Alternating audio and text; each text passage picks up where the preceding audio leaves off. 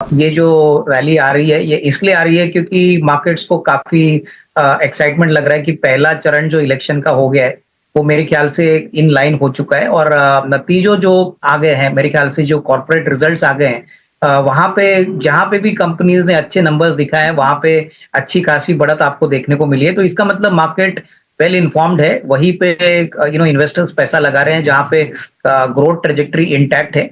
और मुझे लग रहा है कि ये not only large cap but even small mid cap में अगर आप चाल देखें तो पिछले 2-3 दिनों से जो स्मॉल कैप इंडेक्स है वो भी अच्छी तरह से बढ़ा है। तो मेरे ख्याल से ये डिलीवरी बाइंग कंटिन्यू रहेगी। मेरे ख्याल से ब्रॉडर इंडेक्स में तो वोलेटिलिटी थोड़ी-सी आपको देखने को मिलेगी क्योंकि 2-3 दिन की तेजी के बाद हो सकता है कि थोड़ी बहुत मुनाफा वसूली भी आपको देखने को मिले। लेकिन स्टॉक स्पेसिफिक मुझे लग रहा है कि ये एक्शन चलता रहेगा और जहाँ पे भी अच्छे नतीजे आएँगे मेरे ख्याल से वहाँ पे definitely investors will take a forward push to buy the stocks. तो स्टॉक स्पेसिफिक रवैया रखिए, यही मेरे ख्याल से आने वाले 1-2 महीने के लिए अच्छी स्ट्रैटेजी इन्वेस्टर्स के लिए साबित होगी। अच्छा, धातु क्षेत्र के इस चाल को आप कैसे देख सकते हैं? देखिए, मुझे लग रहा है कि अगर हम कॉपर की बात करें या नॉन फेरस मेटल की बात करें, तो कॉपर में तो हमने देखा है कि बहुत बड़ी चाल ऑलरेडी कॉपर के बेस मेटल में देखने को मिली है।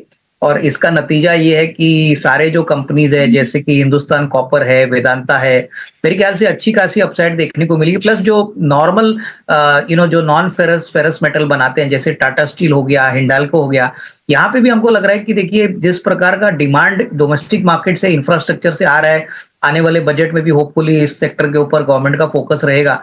तो कहीं न कहीं मार्केट को ये भी लग रहा है कि ग्लोबली भी प्राइसेज़ अभी थोड़े से बढ़ने की पॉसिबिलिटी रखते हैं। तो ऑब्वियसली इस कारण से सारे मेटल स्टॉक्स थोड़े से एक्शन में ज़रूर आ चुके हैं और हो सकता है कि जो जून का क्वार्टर है वो मेरे ख्याल से एटलीस्ट मार्च क्वार्टर के मुकाबले में काफ़ी अच्छा रहेगा।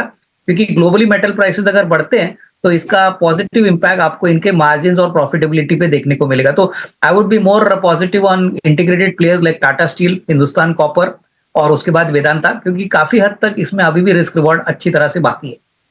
बिल्कुल देखिए कविता जिस प्रकार का कॉन्फिडेंस मैनेजमेंट का है देखिए इन्होंने क्लियरली कहा है कि मार्च के बाद बिजनेस बहुत ही तेजी से शुरू हुआ है बिकॉज इस बार गर्मी बहुत सख्ती से आई है और नॉर्मली हम देखते हैं कि एयर कंडीशनिंग की डिमांड तब आती है जब समर सीजन शुरू होता है।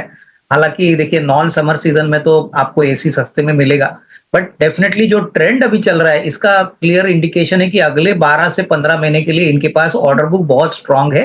सबसे बड़ी बात इंटीग्रेटेड प्लेयर है, सारे कंपोनेंट्स बनाते हैं, काफी अच्छे वेल एस्टेब्लिश्ड कस्टमर्स इनके पास है और मोस्ट इंपॉर्टेंटली इन्होंने कैपेक्स के बारे में बोला कि कैपेक्स ऑलरेडी तैयार है तो इनको कोई नया asset addition at least near term में नहीं करना है। हालांकि थोड़ा अलाइड कैपेक्स वो करेंगे बट वो छोटा कैपेक्स होगा तो उसका बेनिफिट भी कंपनी को मिलेगा। ऑपरेटिंग लेवरेज के पॉइंट ऑफ व्यू से टॉप लाइन बढ़ती है तो प्रॉफिट्स भी काफी तेजी से बढ़ेंगे।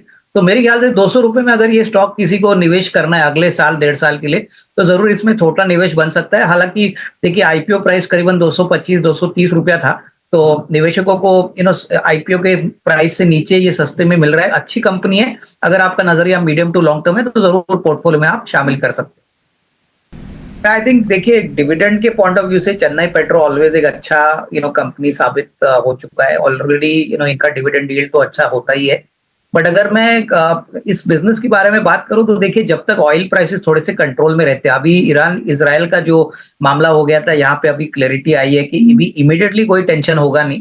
तो इस बात को लेके मार्केट्स खुश है क्योंकि ऑब्वियसली अगर क्रूड प्राइसेस कंट्रोल में रहते हैं तो इनके जीआरएम्स बढ़ेंगे। Obviously automobile sector, aviation sector जो इनके बड़े कस्टमर्स है वहां पे थ्रूपुट ग्रोथ बहुत बढ़िया हो रहा है तो जिनके पास है वो होल्ड करे।